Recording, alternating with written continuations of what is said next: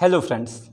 तो जैसे कि रथ यात्रा चल रही और 20 जून से 28 जून तक रथ यात्रा चली थी। जैसे आप सब लोग को मालूम है कि भगवान जगन्नाथ की रथ यात्रा चल रही है। तो अब चूंकि आज 28 जून है और आज अंतिम दिन है, तो इसके ऊपर भी एक वीडियो बनती है। तो आज इसके ऊपर हम थोड़ी सी बात करते हैं।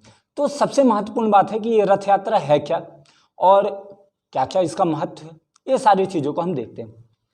तो सबसे पहले हमें पता चलता है कि जो रथ यात्रा है वो उड़ीसा में मनाई जाती है। उड़ीसा आपका अपना एक राज्य उड़ीसा की जो जगन्नाथ मंदिर है वहाँ पे ये रथ यात्रा होती है। तो जगन्नाथ मंदिर से गुडिंचा मंदिर तक, क्योंकि ऐसा कहा जा रहा है जो गुडिंचा थी वो भगवान जगन्नाथ की या कि जो भगवान कृष्ण है उनकी मौसी थी।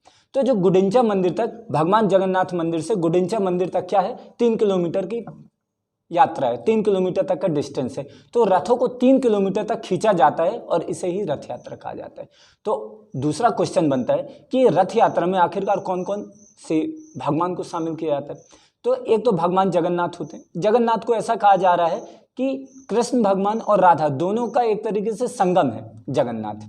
और दूसरा उनके जो बड़े भाई बलभद्र, जिनको आप बलराम भी बोलते हैं, और उनकी एक छोटी बहन सुभद्रा, ये तीनों का रथ बनाया जाता है। और ये तीनों के रथ को बना करके क्या किया जाता है, खींचा जाता है। ऐसा कहा जा रहा है कि जो भी इन रथ को खींचता है वो सीधे मोक्ष की प्राप्ति होता है, उससे सीधे और सीधे क्या प्राप्त होता है, मोक्ष। तो ये एक बहुत बड़ा महत्व का है और एक वार्षिक त्यौहार है, हर एक साल इसको मनाया जाता है। और अलग अलग रथ होते हैं। ऐसा कहा जा रहा है कि नीम की जो लकड़ियां हैं, चूंकि ऐसा नीम की लकड़ियों में देवी माँ का निवास होता कहा जाता है, तो नीम की लकड़ियों से इनके रथ का निर्माण किया जाता है। तो हम यहाँ पे देखते हैं कि अलग अलग रथ हैं तीनों के। तो वो रथ कौन कौन से, तो जैसे हमें पता चल रहा है कि जो भगवान जगन्नाथ है उनका जो रथ है उस रथ का नाम है नंदी घोष। जो भगवान जगन्नाथ के रथ का नाम है नंदी घोष। वहीं बलभद्र हैं, उनके रथ का नाम है तालध्वज। और सुभद्रा है, उनके ध्वज का नाम या कि उनके रथ का नाम है दर्पदलन या पद्म रथ। ये तीनों अपनी हाइट के आधार पे अलग भी होते हैं या कि चक्कों के आधार पे, व्हील के आधार पे। तो जैसे हम देखते हैं तो जो भगवान जगन्नाथ का रथ है उसमें 16 व्हील रहते हैं, और वहीं बलभद्र के में, जो उनके बड़े भाई हैं, उनके में 14, और फिर देवी जो सुभद्रा है उनके में 12 पहिए होते हैं। और अगर हाइट की बात की जाए तो ऊंचाई में भी अंतर रहता है। जैसे ऊंचाई की बात किया जाए तो इसकी रहती है 44.2 फीट ऊंचाई, और वहीं बलभद्र की जो रहती है वो 43.3 और सुभद्रा की होती है 42.3। तो इस तरीके से हाइट यानी इतनी ऊंचाई तक के रथ बनाए जाते हैं और बहुत ही विशाल रथ होते हैं। और इनको खींचने वाले भी लाखों श्रद्धालु होते हैं, पूरे के पूरे भारत देश से ये श्रद्धालु जाते हैं। और इन रथों के कलर में भी अंतर है, इन रथों के रंग में अंतर है। जैसे जो भगवान जगन्नाथ का रथ है वो रहता है रेड एंड येलो, लाल और पीले कलर का। वहीं बलभद्र का जो रहता है रेड एंड ग्रीन, यानी आपका लाल और हरा। और सुभद्रा का जो रहता है वो रेड एंड ब्लैक, लाल और काले रंग का इनका रथ रहता है। तो ये तीनों रथ के बारे में हमने थोड़ा जाना। और वहीं अगर हम बात किया जाए तो जो जगन्नाथपुरी है, जो भगवान जगन्नाथपुरी है, वो हमारे 4 तीर्थ धाम से संबंधित है। जैसे हमें सबको मालूम है चारों तीर्थ कौन कौन से। जैसे अगर हम बात करें तो उत्तर में जैसे हमें बद्रीनाथ है, और फिर वहीं अगर बात की जाए तो पूरब में जैसे भगवान जगन्नाथ का मंदिर है। वहीं अगर पश्चिम की बात की जाए तो द्वारका मंदिर, जहाँ कृष्ण का एक तरीके से स्थल ही रहा है भगवान कृष्ण का। और वहीं दक्षिण की बात की जाए तो रामेश्वरम, यानी राम के ईश्वर। तो इस तरीके से 4 आपको हमें क्या देखने को मिलता है, 4 अलग अलग धाम देखने को मिलते हैं। और दूसरी बात आती है कि आखिरकार ये जो जगन्नाथ मंदिर है इसका महत्व क्यों है।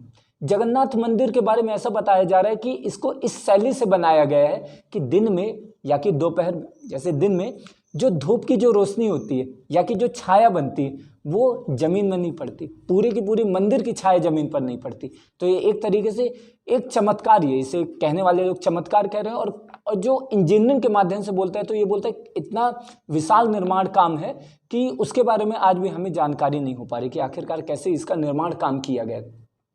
वहीं अगर इनके निर्माण की बात की जाए तो ये जो मंदिर है इसका निर्माण किसने करवाया, तो इनका निर्माण गंग शासकों ने करवाया। जो गंग शासक में है, जो हमारे गंग शासक अनंत वर्मन चोटगंग देव द्वारा इनका निर्माण किया 12वीं सदी में, 12th सेंचुरी में इनका निर्माण किया गया। और ऐसा कहा जा रहा है जो जगन्नाथ मंदिर है उसे यमनिका तीर्थ भी कहा जाता है। यमनिका मतलब यम से, जो यमराज होता है उससे संबंधित है। ऐसा कहा जा रहा है क्योंकि भगवान जगन्नाथ की वहाँ पे शक्ति विद्यमान है, भगवान जगन्नाथ वहाँ पे उपस्थित है, और जहाँ पे भगवान जगन्नाथ होते हैं वहाँ पे यम का किसी प्रकार की कोई शक्ति नहीं होती। ऐसे कहा जाता है ना, कालों के काल कौन है? महाकाल, और महाकाल का ही रूप कौन है? भगवान जगन्नाथ। कृष्ण वही, शंकर भी वही, सारे वही। तो कालों, अगर आप महाकाल के साथ में हो गए तो आपको काल तो परेशान ही नहीं कर सकता। तो ऐसा कहा जा रहा है ये यमनिका तीर्थ है, जो भी यहाँ पे जाएगा वो यम से पूरी तरीके से परेशान नहीं रहेगा, यम से डरेगा नहीं, यानी मृत्यु से नहीं डरेगा।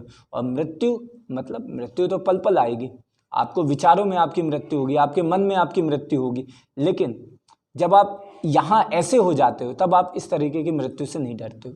तो ये सब कुछ बातें हो जाती हैं हमारी किसके बारे में? रथ यात्रा के बारे में, और बहुत ज़्यादा महत्वपूर्ण है आपके पेपर के दृष्टिकोण से और आपके सांस्कृतिक दृष्टिकोण से। अगर आप हिंदू धर्म से संबंधित हैं, सनातन धर्म को जानना चाहते हैं, तो आपके लिए बहुत महत्वपूर्ण है कि रथ यात्रा को आप जानें। तो इस तरीके से, हालांकि दो तरीके की रथ यात्रा होती है, एक अहमदाबाद में भी रथ यात्रा होती है और दूसरी उड़ीसा के जगन्नाथ में रथ यात्रा होती है। लेकिन उड़ीसा के जो जगन्नाथपुरी में जो रथ यात्रा होती है इसका सबसे ज़्यादा महत्व है। तो इस तरीके से आज हमने बात की जगन्नाथ मंदिर के बारे में। आई होप आप सब लोगों को समझ में आया होगा, और फिर उसके बाद हम इस टॉपिक को ख़त्म करते हैं। तो thank you very much for this session.